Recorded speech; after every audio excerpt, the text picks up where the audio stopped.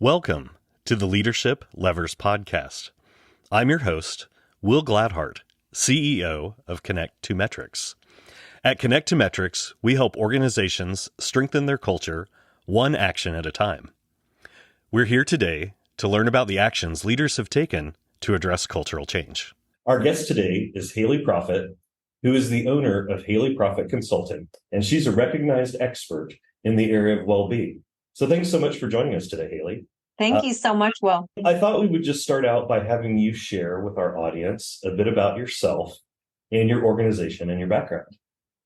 Yeah, I really appreciate it. Excited to be here and have the conversation. I am even more excited to share my now role of fractional well-being strategist and really helping in the workplace. We're seeing an interest and a spike in this work of fractionalized opportunities to highlight different subject matter experts. And so I've spent nearly 20 years on the corporate side as part of the HR teams, really working on strategy in-house.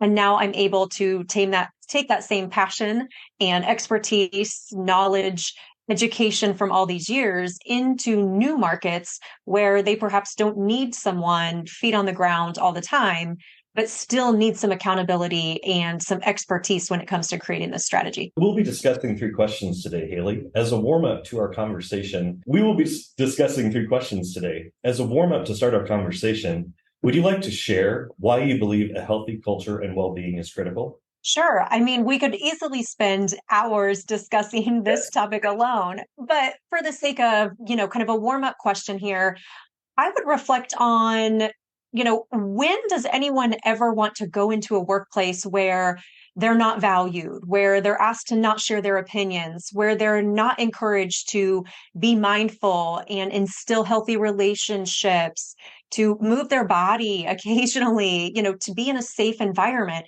No one. And so for me, the healthy culture criticality right now is sustaining our people, sustaining the workforce to do the work, to bring their purpose and their passions to the workplace so that it isn't one or the other.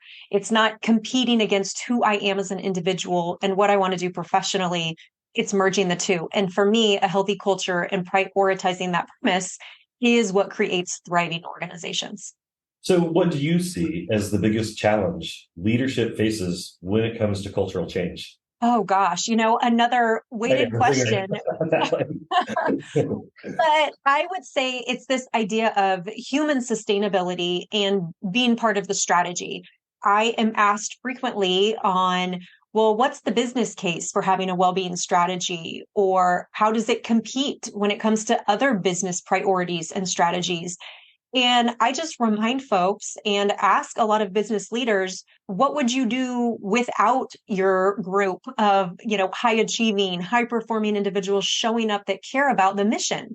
What would you do without all of your employees? And if you are not creating a strategy that goes well beyond just a dimensional aspect of individual well-being to reflect the stress, the burnout, the professional person that they are, the personal person that's showing up at work. And so with that idea of human sustainability, it's a challenge for leaders to say it's just as important as the product we're selling, profit we are making, and instead flip that paradigm so that the strategy has to include this approach to human sustainability and well-being in the workplace. Yeah, I think you've very well identified those challenges around well-being, the sustainability piece.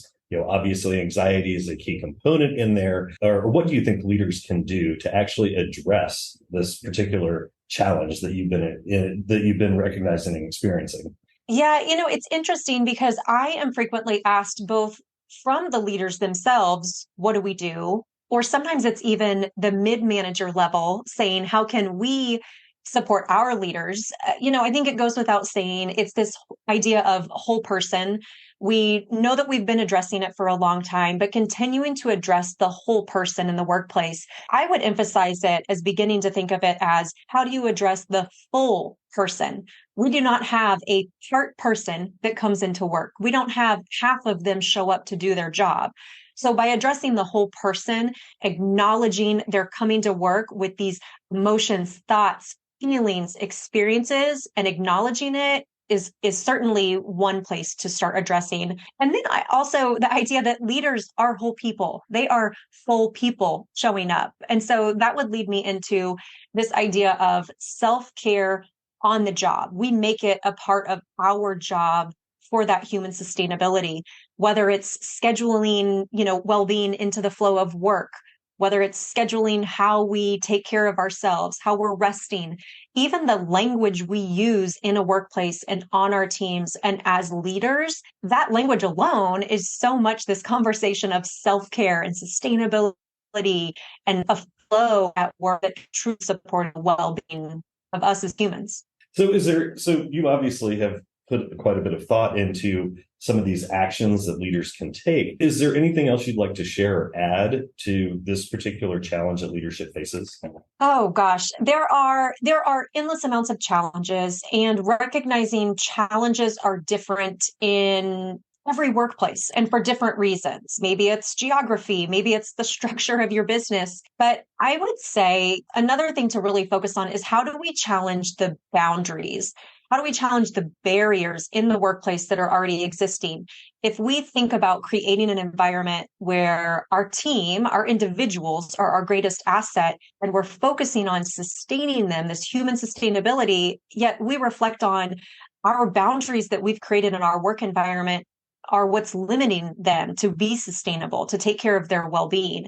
That is certainly, something that we can address, and workplaces need to be really authentic with how they're addressing it. And then I would say, additional to reflecting on what are those boundaries, how do we begin to move beyond this idea of legacy thinking with well-being and that it is the sole responsibility of the individual? They are working these hours for us. They are contributing to our bottom line. They are making our products, selling our products, really moving beyond that so that it is a true shared responsibility. And I say shared intentionally because it does need to be a part of the individual making those choices, but creating an approach where the organization invites less of the boundary that may be a limiting factor for so many. Thank you so much for joining us today, Hailey. I've really enjoyed having you on the Leadership Levers. I really appreciate your insights and thoughts. Thank you for joining the Leadership Levers podcast. You may find all our Leadership Levers episodes on our website at connect2metrics.com. Tune in weekly as we invite leaders to share their experiences in strengthening culture, one action at a time.